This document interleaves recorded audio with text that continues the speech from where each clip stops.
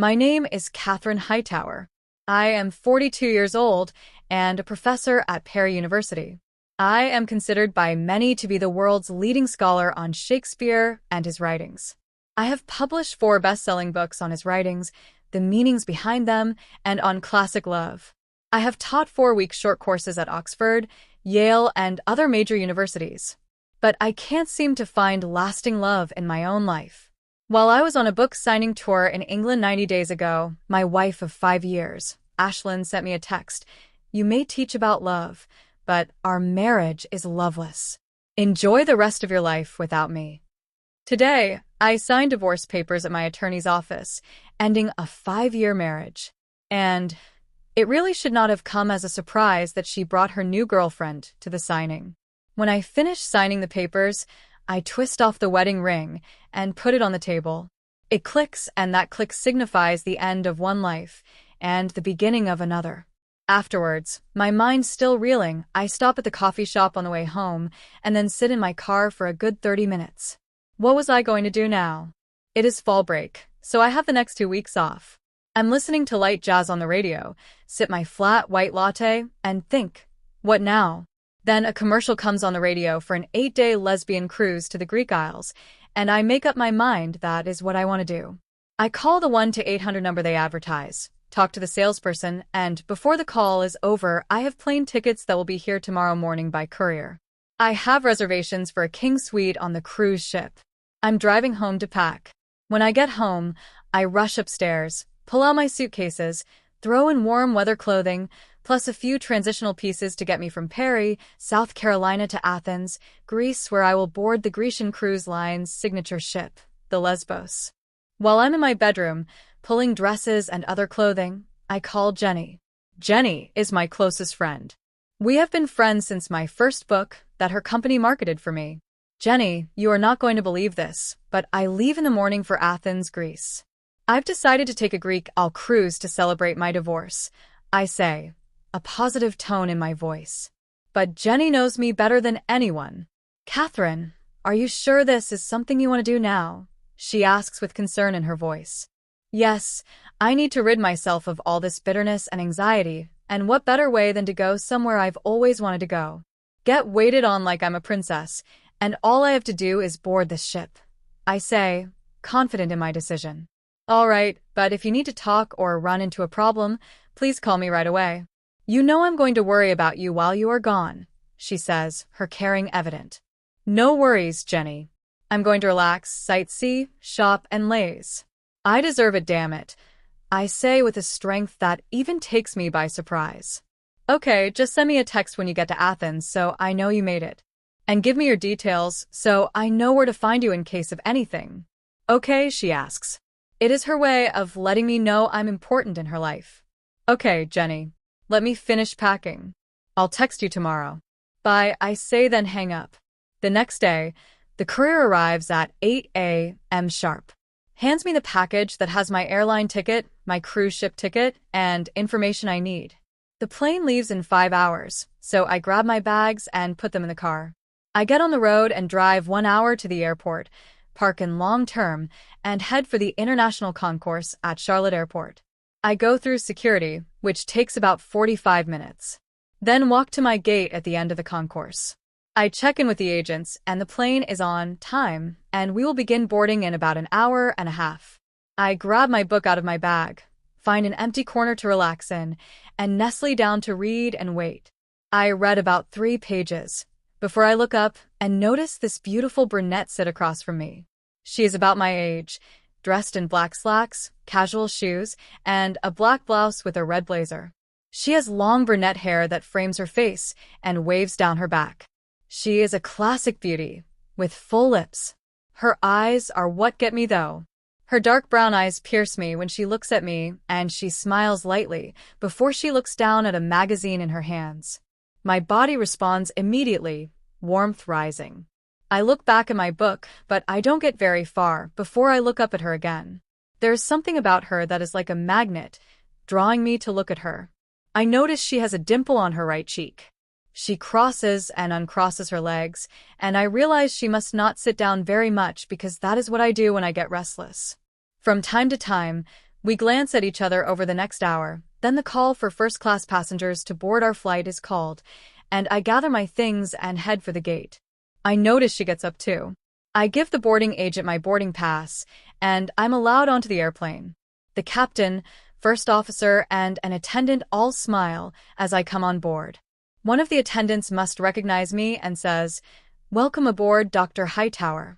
Good to have you on our flight." I smile and nod thanks, and head for my seat 7A. I put my carry-on in the overhead and my purse under the seat. Then, with book in hand, I sit down. But before I can get settled, I notice that in front of me is the brunette that I saw in the lobby. I watch as she stores her carry-on in the overhead, glances at me momentarily, then sits down with her magazine in hand. Within a few minutes, the plane is fully boarded, the door closes, and announcements start. Then we taxi and are in the air and headed for Athens quickly. I try to read, but my mind keeps thinking about the brunette in front of me. The attendant comes and takes our drink order. I order a glass of champagne, and the attendant asks if I am celebrating anything.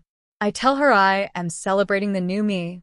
Her eyebrow rises, then she smiles and pours a full glass of champagne. I notice the brunette in front of me also orders champagne. The flight is going well until I stand up and start walking to the restroom. I guess the champagne is playing with my head because as I go to take my first step, I stumble and fall into the brunette. Her hands catch me, one on my shoulder and the other my waist. Our faces are only an inch or two apart. I gasp at my awkwardness, and she helps me get to my feet. We are both chuckling. "I am so sorry. Please excuse my clumsiness," I say, my cheeks flushed with embarrassment. Her eyes are brown with glints of gold. "That's okay. I've had that happen to me before as well," she says in a sultry voice that causes my body to shiver inwardly. Her eyes lock with mine, intense and unwavering. I guess the champagne got to me, plus I haven't had anything to eat yet. Kind of stupid on my part. I continue to stammer, trying to excuse my stumbling. "Empty stomach and alcohol don't mix well," she says, a smile on her face. "I'm Catherine, by the way," I said, trying to make small talk and extend my hand. She shakes it with a firm, warm handshake. "Hi, Catherine, I'm Bella," she says.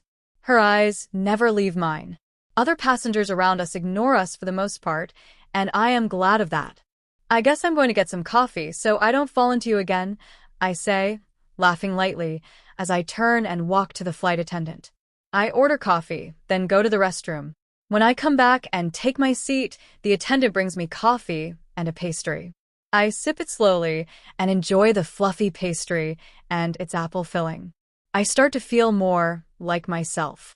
I can feel my shoulders relaxing, and I realize I have been running on endorphins from the emotional situation of yesterday. In another few minutes, I have finished my coffee and am back to reading my book.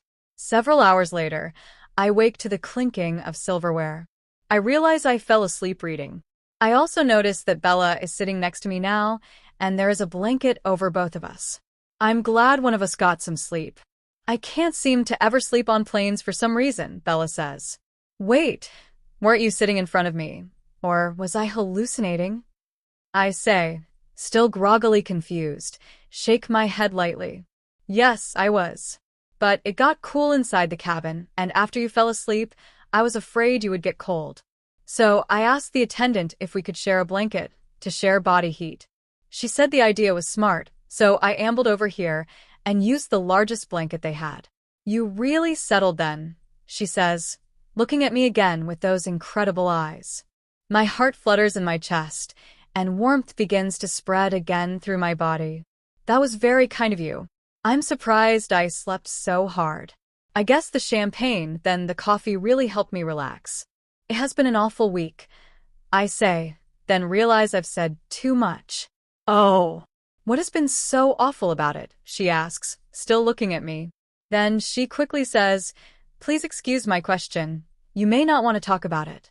She quickly looks away, trying to smooth things over. "I divorced my wife this week. She cheated while I was out of town, then left me," I say, as a matter of fact. "I'm sorry it didn't work out for you," she says, and I can hear caring in her voice. I sit there for a minute thinking about these last few weeks, and I say, it is what is. I have no control over anyone, just myself. My voice sounds confident, but my heart still hurts. That is a great attitude to have. I divorced my husband 3 years ago. It was mutual. We changed a lot over the 10 years we were married, and we knew it was over, she says, sounding like it didn't really hurt her anymore. I'm sorry you had to go through that too, I say in commiseration. Oh, thank you. I appreciate you saying that. Bella says, her voice neutral. We continue to talk on and off for the next few hours, through dinner service and coffee service. Then we both shut down and try to relax. We still have another 8 hours before our plane lands in Athens. I nap on and off, and I notice Bella does too. One time when I wake and she is napping, I take a long look at her. How beautiful can one woman be? I say to myself, then nod off again. My brain decides to wander, and I daydream about kissing those lips and having those hands on me. It sends shivers through my body. Around 6 a.m., the lights in the cabin come on, and the attendants announce that breakfast will be served shortly. Bella and I wake up, fold the blanket and give it to the attendant, and we each visit the restroom and wash up to wake up. When the attendant brings us our meal, we resume talking about things to do in Athens. She has been to Athens before. She is an investment banker and works with the International Monetary Fund. She says that Greece is her favorite vacation spot. She goes on to explain that she rents a small villa and travels from there to sightsee during her stay. She makes it sound so adventurous and glamorous that I am envious. Bella is inquisitive and asks me about my books, my students, and my travels. We discuss at length Shakespeare, Elizabeth Barrett Browning, and authors of modern fiction, of which we are both fans. Before we know it, the attendant is giving us landing and exit instructions, and we prepare to land. The plane touches down perfectly. We pull up to the gate, and the captain and first officer come out to greet everyone as the passengers disembark. After landing, Bella and I wait to get off the plane because everyone seems to be in a rush, and we are not. After getting our things from the overhead cabinet and walking into the concourse, we head through to get our luggage and then to customs. We are through luggage pickup and customs within an hour and head for the exit. Well, it looks like I leave you here, I say, as I turn to give Bella one more look and a goodbye. Catherine, I have this house, and it's just me. Would you like to come to the house before you get on the boat tomorrow? We can have dinner, wine, and relax. It's better than staying in a hotel, she says, almost sounding like she is begging me to go. I see the mischief in her eyes. But that means you will have to drive me to the ship tomorrow afternoon, I say, not wanting to bother her with that trip. That is not a bother. I love the port in Athens. It will be like a day trip for us, she says, smiling at me. The magnet that is her personality reaches me, and I feel myself giving in. All right, I'll come with you. It is such a beautiful day, I say, as we leave the concourse and head for her rental car. 30 minutes later, we are leaving the airport, zipping through traffic, heading for her villa. While she is driving, I notice the glee on her face. She is ecstatic to be here. I watch her hands nimbly steer, and my mind goes where it shouldn't. I close my eyes and imagine those hands on me. Are you okay? I hear her ask with concern. Just enjoying the day, I say, trying to keep my voice steady. Desperately trying not to let on that she turns me on. We drive for an hour, before we turn onto a dirt driveway. The dust follows the vehicle as we climb toward the villa. It sits on a hill overlooking the olive orchards that surround it. Wow, this is gorgeous, I exclaim, when we finally pull up to the front of the house and look around. Olive orchards follow the natural terrain of the hills that surround the house. Small ponds can be seen scattered throughout the property. And the view. It is easily a 10-mile view. You can see the ocean from here. I didn't expect this, I say, as we take our luggage out of the car and walk inside. The villa is a mix of modern and vintage. The stucco walls are painted in soothing colors, pictures of families from several eras on the walls. Live plants at every corner. But the real view is out of the sliding glass doors that are the entire back wall. The view is incredible. I can see why you come here often, Bella, I say, and turn to see her watching me. I enjoy the view too, she quips, pulling her eyes away from me. Your room is down that hallway, second door on the right. My room is on the other side of the kitchen. How about we take about an hour and get settled, then you can meet me in the kitchen, she says, pointing down the hallway. All right, see you in an hour, I say, turn and walk down the hallway. Then I open the second door on the right and walk into a beautiful room. It has a king-size bed, a recliner, a television, and an attached bathroom. The view out of the giant windows is of the olive orchard-filled hills. Beautiful. I walk into the bathroom and see the giant walk-in shower. On the wall in the bathroom are two pencil outlines of women's bodies. Very subtle, but very exotic too. I unpack and hang up tomorrow's travel clothing, my pajamas and robe for tonight, and I change into a comfortable pair of knit pants and knit top. I freshen up in the bathroom and then walk out of the bedroom and into the kitchen. Bella is there, pouring a glass of wine. A plate of tapas on the counter. You are quick, I say, looking at the food. No. The owners have a cook who leaves food in the refrigerator when they know I am going to stay here. They know I love the chef's cooking, so it has become tradition now, she says, as she picks up the plate and her wine glass and walks toward the terrace. The glass doors are open now, and we sit, sip, eat, and enjoy the sunset over the rolling hills. I notice there is soft music on too. The day is ending perfectly. We talk some more about our trip, then I smell food cooking. But I'm not ready to go in yet, so I stand on the terrace, lost in my own thought as Bella's laughter echoes in the background. Smells like dinner's ready, Bella chuckles as she stands beside me. Let me guess. Chef is cooking dinner too? I ask, surprised that she nods her head. Yes, he is. I asked him to cook for us when I talked to him earlier. I figured we would be too tired to go out tonight. But we can go for a good walk after we eat, she says, smiling at me. 20 minutes later, Chef walks out and tells us dinner is served, and we walk into the dining room where a magnificent meal has been served, wine uncorked and breathing, and the lights dimmed. Enjoy, ladies, Chef says, then leaves the house. He is a godsend, Bella says, as she begins serving me first, then herself.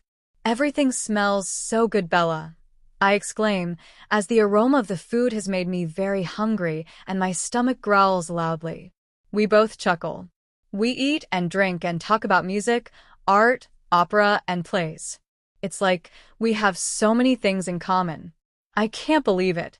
My mind is thinking, I wish I had met Bella years ago, but I know I would not have been ready for her then. Bella keeps looking at me in a way I can't fathom. It's like she is looking into my soul. Her eyes pierce my heart, and it palpitates in my chest. There is a magnetism that keeps pulling me closer. When we finish eating, we refill our wine glasses and walk into the living room, where the smooth jazz is playing. The light is low, and Bella sits on the sofa with me, our thighs barely touching. I'm glad you are here, Catherine. I hate to think you would have been stuck in that hotel tonight, Bella says, looking at me. I'm really enjoying this, Bella. More than I thought I would, I say, as I lean forward to put my glass on the table in front of us. Bella does the same thing, leans in as I lean back, and the next thing I know we are kissing. First lightly, then deepening as we react. Before I know it, my hand is on her neck, her hands are on her waist, and we are kissing passionately. When we finally break, we are both gasping for air, our foreheads meeting. My eyes are closed, reliving that kiss. When I finally open my eyes, her eyes are looking at me. Bella, that was unexpected, I say, leaning back on the sofa. My face flushed, my body on fire. But my mind is saying, slow down. I just couldn't resist anymore. I have wanted to kiss you since the lobby at the Charlotte airport, she says, smiling at me. Her pupils are dilated, and her voice is sultry. Her hand on my thigh is burning me. Bella, I really have enjoyed today, but I'm exhausted. Would you be upset if I went to my room right now? I say as I stand up, trying to escape, but wanting to stay all at once. I know I rush things, Catherine.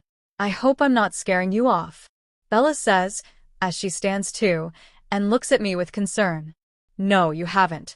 It's just that I've been through a lot in the last week, plus flying and the full meal and wine. I've had a long day, and I think it's best if cooler heads prevail tonight, I say, and take a step toward the hallway. See you in the morning, Bella. Good night. I finish and walk towards my bedroom stiffly. My legs don't want to work, but I force myself to walk to my room, close the door, and I collapse on the bed. Today has been too much, is my last thought before I fall asleep in my clothes. Sometime later, I wake up and get in the shower to take the day off, put my pajamas on, and get comfortable. I nestle into the pillows and blanket on the bed, and before I know it, I'm dreaming of Bella and I swimming in the Mediterranean. Dreams of us kissing. Dreams of us making love. I start awake, slightly sweaty, but very turned on. My body is on fire. I talk to myself to get back to sleep, but I just lie there, wide awake. I look at the clock. It is 2 in the morning. I hear a light tapping on my door, and Catherine, are you okay? As the door comes slowly open, there is Bella in a slinky nightgown, her figure visible through the material. I can't help but look as emotion stirs something inside of me. I heard you talking. Are you okay? She asks, concern on her voice, as she stands on the side of the bed. I am so turned on to see her that I grasp her wrist lightly, throw back the bed sheets and blanket, and pull her to me. I can't help it. She is my magnet. I can't resist her. She can't resist me either. We kiss passionately. We undress each other reverently, every inch of our bodies alive with desire. That night we make love like tomorrow will never come. Over and over, we reach peak, our names on each other's lips. Whispered, reverent, or shouted with each peak and arch we reach. We then fall asleep in exhaustion, our bodies a tangled mess of legs and arms. Morning sunlight wakes me as it pierces through the small opening in the curtains. I feel warmth next to me, and I turn slightly to see Bella. The night rushes back to meet me. I remember everything, from start to finish. My body reacts quickly. Never in my life have I ever done that. Not even with Ashlyn, who I was very attracted to in the beginning. We never had this type of intimate connection. I close my eyes and relive each moment, not wanting to forget any detail. I feel Bella moving and open my eyes to see her looking at me. Good morning, beautiful, she says in a very sultry voice, her hair splayed on the pillow, a small smile on her lips. Her eyes searching my face. Good morning, Bella. Did you sleep well? I ask and chuckle at my own question. I slept like I had been made love to by an angel, she said, her eyes devouring me. Her hand sliding around my waist, pulling me to her. She pulls me to her, our lips meeting in an incredibly sexy kiss. Our bodies respond immediately, and we moan into the kiss. Within minutes, we are both in the tumult of our lovemaking. After recovering for a few minutes, I walk into the shower and she follows. What happens in the shower has never happened to me before. The water begins to run cold when we finish showering. Then we towel off, and she walks to her side of the house to dress. I dress as well, taking my time. My thoughts race back to the last 24 hours. How she has undone me in such a short time. I almost don't want to get on that cruise ship now. I want to stay here with Bella. But I'm hesitant to say anything. Everything has become so physical so quickly. I just don't know if it is enough for a relationship. And I'm still healing from the last few months. I have relished these few hours of ultimate ecstasy, passion, and excitement. They have set my heart free from the pain I was feeling. My body has awakened and now is alive to feel everything life has to offer. I am free. Catherine? I hear down the hallway. We need to leave in the next hour or so, if we are going to eat before you get on the ship, Bella says, and my heart saddens. I will be leaving the villa, getting on that ship, and there is a possibility that I may never see her again. I grab my suitcase, which I have repacked, and roll it toward the entrance of the villa. She is in the kitchen, drinking coffee and eating a pastry. Come and have some coffee and something to eat. I don't want you to fade away, she says, laughing lightly, as I walk in and take the carafe. I pour myself a cup of coffee and grab a pastry and sit at the expansive island. Side by side, we sit in silence as we eat and drink. I contemplate leaving. I don't know what she is thinking about, but I can feel the magnetism still pulling at me. 30 minutes later, and we have loaded my suitcase into the back seat, and we leave the villa behind us. The radio is on, playing some modern standards, but my mind keeps repeating last night. What are you thinking about, Catherine? Bella asks as she maneuvers down the winding road, her grip solid on the wheel. Everything. Our meeting, our flight, our dinner. Last night, this morning. I think I am in a fantasy, and I don't want to wake up. But I know I must, I say, looking out the window towards the ever-changing hills and vista. I've been thinking too. I just can't believe it has taken me so long to meet someone. I know you have been through a lot in the last few months. And I know we rushed yesterday. But I don't want you to regret it. Sometimes, the heart tells us what we need before the mind ever catches up. But who knows what fate has in store for us, Catherine? My name on her lips sounds so natural, like it was always supposed to be this way. As the car winds down the hills toward the sea, its surface glitters, endless, alive, and for the first time in years, I feel it again. Hope. The port rises into view like a dream. White sails against the deep blue sea, sunlight flickering off the waves like shards of glass. Bella slows the car and pulls into a shaded spot near the terminal. For a long moment, neither of us speaks. The hum of the engine fills the silence between us, like a heartbeat that refuses to stop. I look out toward the ships, their flags dancing in the wind. One of them, the Lesbos, gleams in the distance, waiting. The next chapter of my life. Anchored and ready. Well, Bella says softly, a smile trembling at the edges, this is where I lose my favorite travel companion. I turn to her. You never lose someone who changed the way you see yourself. For a moment, our eyes hold. There are 1,000 things I could say, but none that would be enough.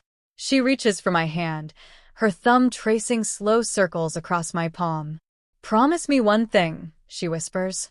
Don't close the door again. I won't, I say. My voice catches, but I mean it. I step out of the car, the wind tugging at my hair. The scent of the sea wraps around me, warm and alive. Behind me, Bella watches. I can feel her gaze, steady, unspoken. I turn one last time and wave. She lifts her hand in return, her smile soft but full of something that feels like forever. The sun glints off the ship's railing as I walk toward it. Each step feels lighter than the one before. By the time I reach the gangway, the ache in my chest is transformed, still tender, but open. The sea stretches out before me, endless and glittering, and I realize I'm not leaving something behind. I'm finally moving toward myself. The ship hums softly beneath me, steady and alive, the rhythm of the sea a pulse under my feet. It's been 3 days since we left Athens.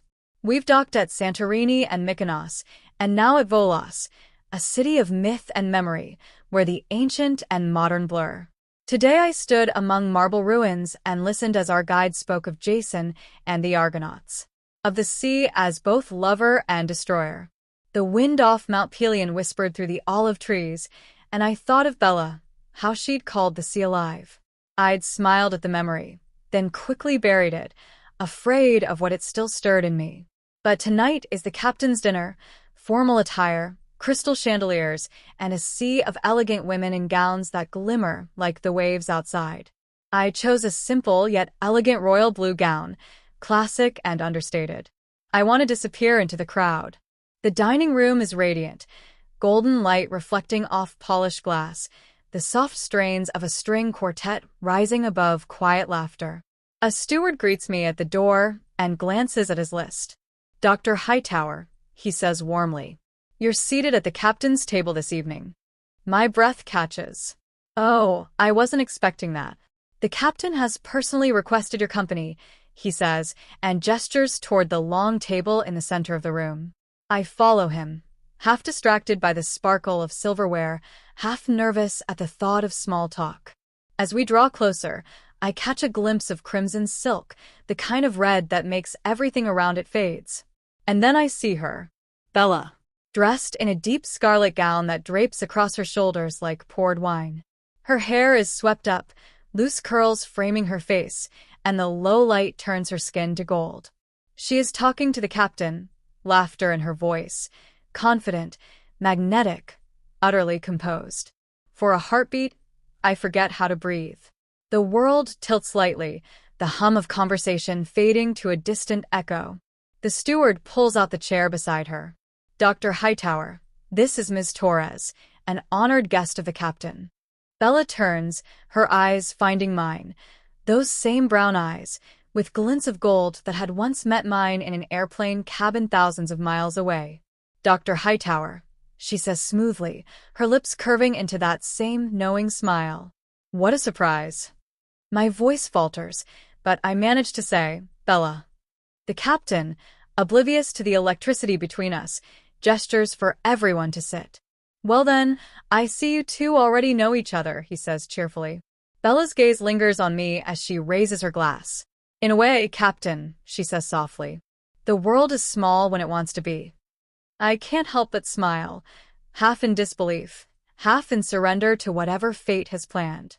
Throughout dinner, conversation ebbs and flows around us. Politics, art, voyages, laughter. But under the table, an invisible current hums between Bella and me. Each time our eyes meet, something unspoken sparks, pulling me back to her villa, to that night, to everything I thought I'd left behind. She listens to others speak, but her hand occasionally grazes her wineglass in rhythm with mine. Small gestures, deliberate, impossible to ignore.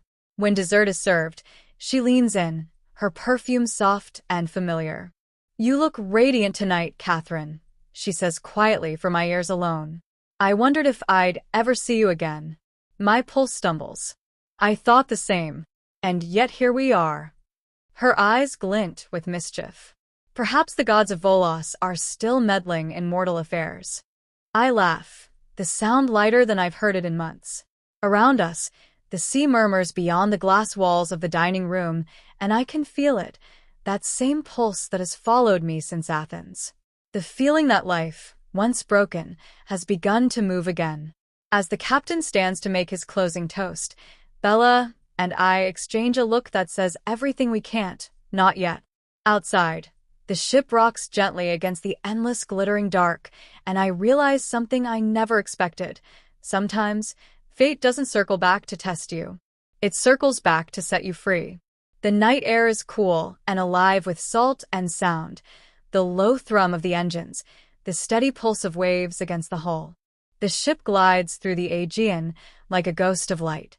I step out onto the upper deck, the moon bright above the horizon. The sea stretches endlessly and glimmering, and for the first time in a long while, I feel utterly still.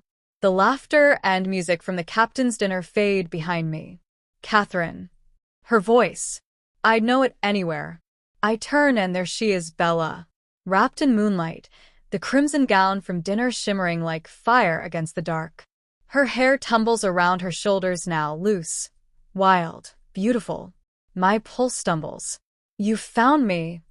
I could not.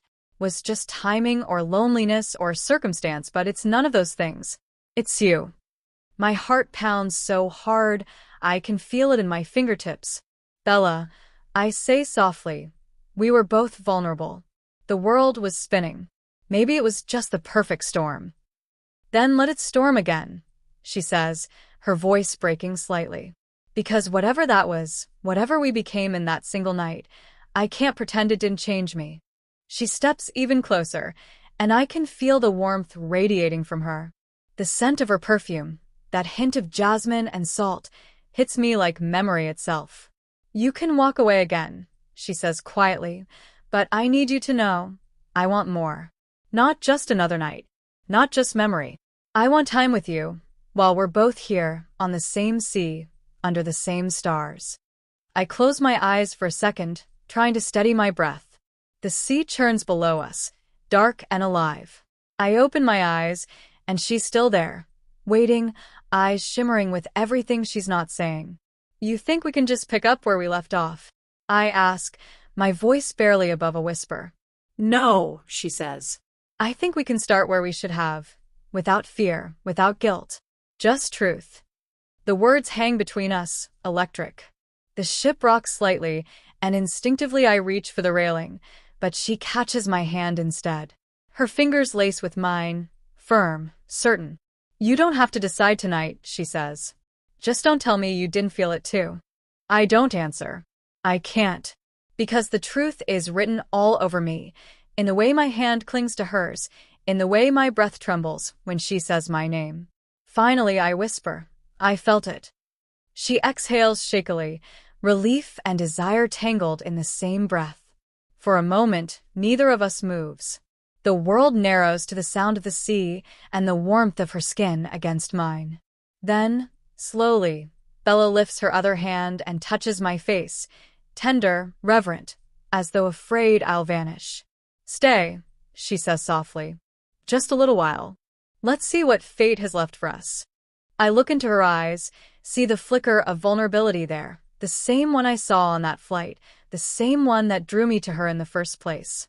The ship groans gently beneath us, the moon high and full, and I realize that maybe, just maybe, some storms are worth walking into.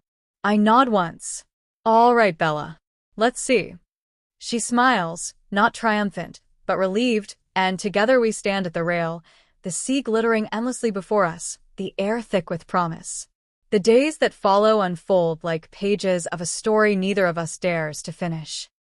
We walk the narrow whitewashed streets, the air thick with sunlight and sea salt. Bella buys figs from a market stall and hands one to me, her fingers brushing mine. The sweetness lingers on my tongue, but it's her eyes that leave me dizzy. The breeze tangles her hair as we sit on the rocks near the old windmills, shoes abandoned, waves licking at our feet. She leans against me, quiet, and I feel her heartbeat through the thin cotton of her dress. No words, just the rhythm of the sea and the nearness of her. We wander the medieval walls, our laughter chasing through the corridors like children playing at forever. A passing storm rolls in suddenly, and we take shelter under an archway. The rain falls in silver threads, and she looks at me, really looks, and for a moment the world stops. Each day brings us closer, though neither of us admits it aloud.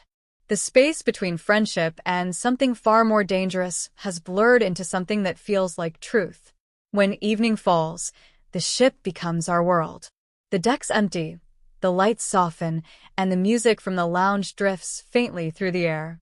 On those nights, we walk the length of the deck beneath the stars, her hand finding mine as though it's always belonged there. The sea glows beneath us, alive, whispering its approval.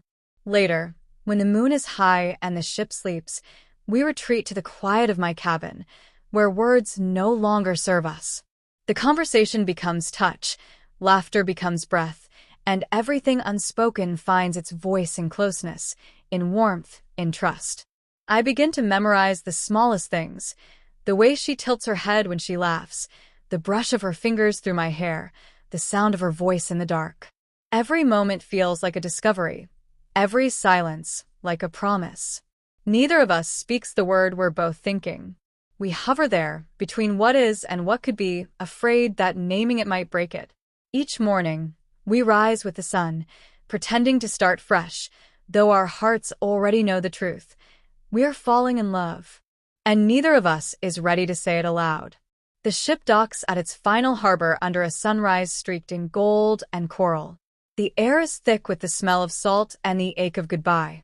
We stand together on the upper deck, watching the bustle of passengers disembarking. Neither of us speaks.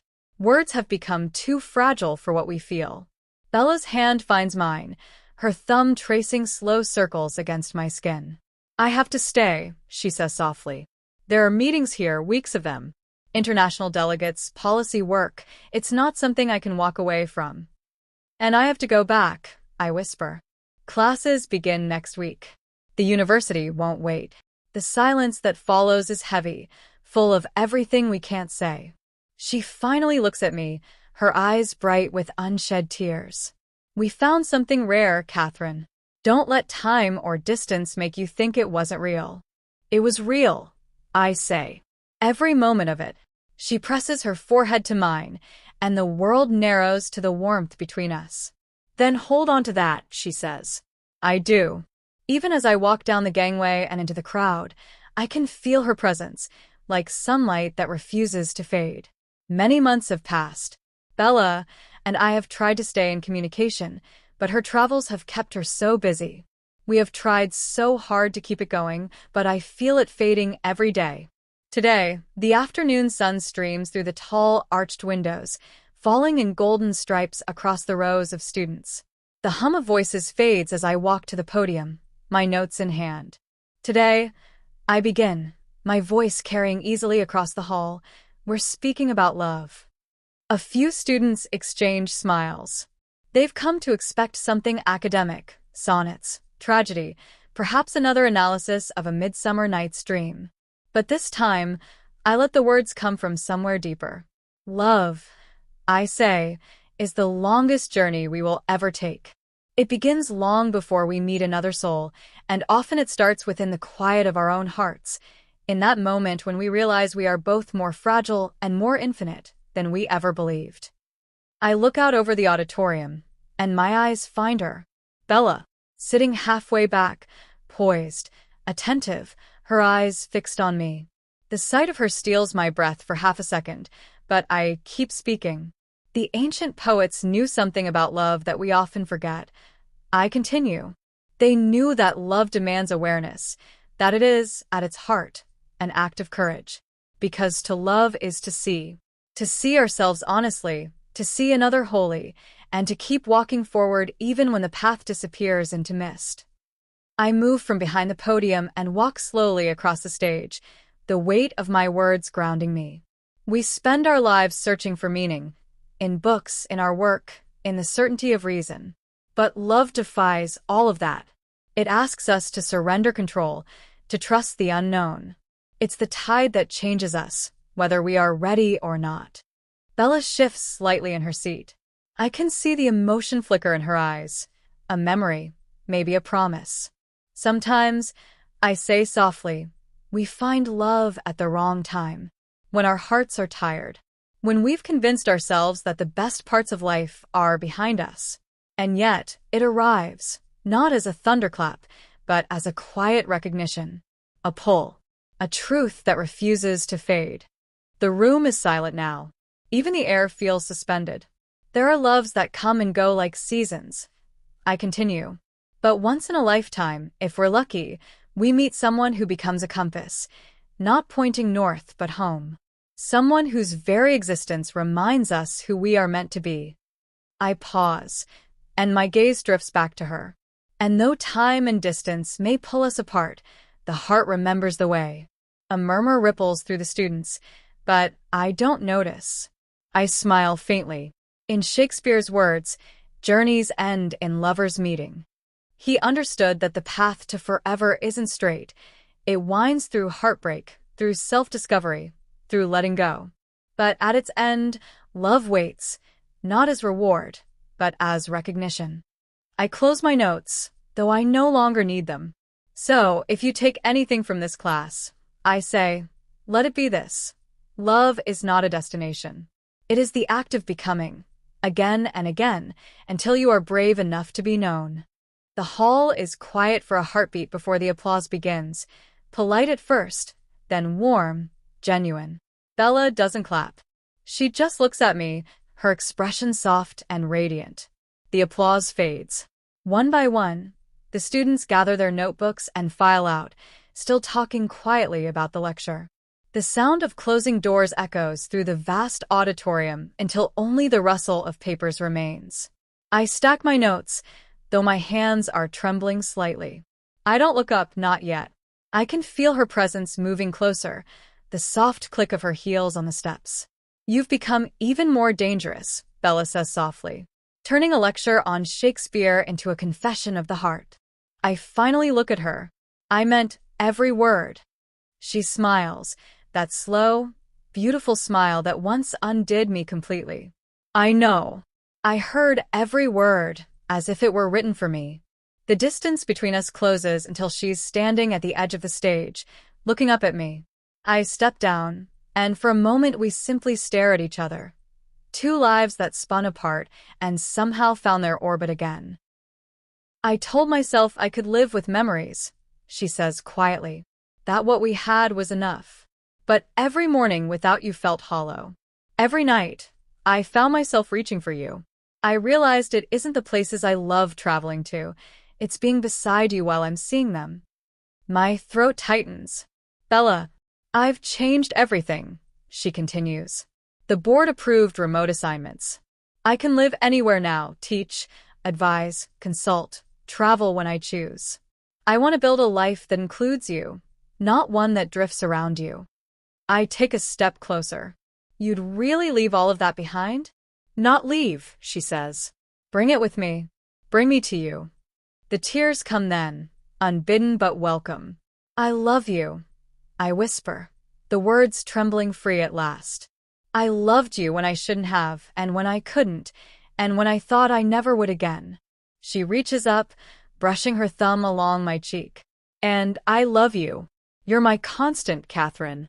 My harbor. When we kiss, it isn't the reckless heat of discovery. It's the deep, steady certainty of finding home. The years of searching, of wandering, dissolve into that one quiet moment. Love isn't what saves us.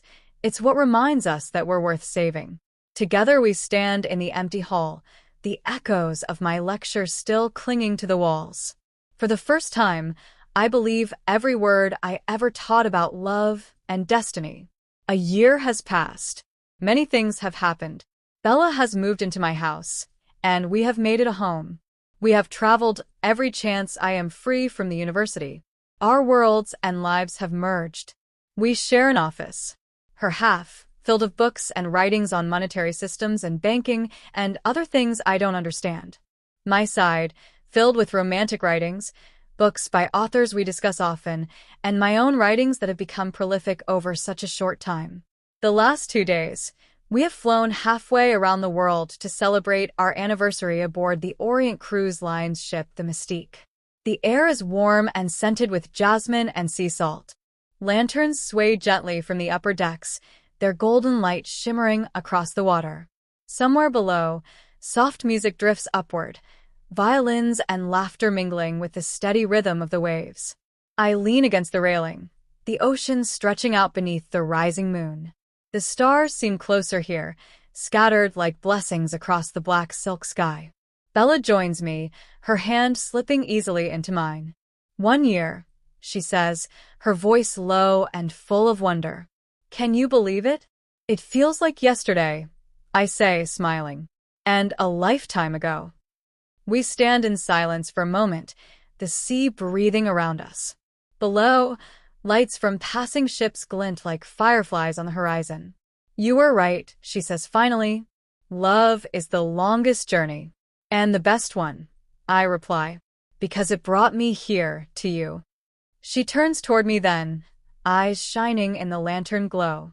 Catherine, there's something I've been meaning to ask you. I start to speak, but she's already reaching into the pocket of her white linen jacket. When she opens her hand, a small velvet box rests in her palm. My breath catches. Bella. She opens the box. Inside, there are 2 diamond rings that catch the moonlight, simple, brilliant, timeless. You once told me the sea never pretends to be something it's not, she says. Neither do I. I've loved you from the moment you stumbled into my arms on that plane, and I will love you for every sunrise and storm yet to come. So, Catherine Hightower, will you marry me? My heart stumbles. For a second, the entire world narrows to her eyes, her voice, the reflection of starlight dancing between us. Yes, I whisper, tears blurring the world into color and light. 1,000 times yes. I laugh through my tears as she slips the ring onto my finger. It fits perfectly, like everything else that has found its way back into place. She pulls me into her arms, and we stand there, surrounded by the sea and the music and the promise of forever. Fate doesn't always arrive when we expect it. Sometimes it waits, patiently, quietly, until we've learned enough to recognize it. I thought I understood love. I studied it, taught it, and I wrote about it. But only when I lost everything did I learn what love truly is. It's not the certainty of a happy ending. It's the courage to begin again. Wherever the journey takes us, whatever seas we cross, I know this much is true. Love found us. And this time, love will never let us go.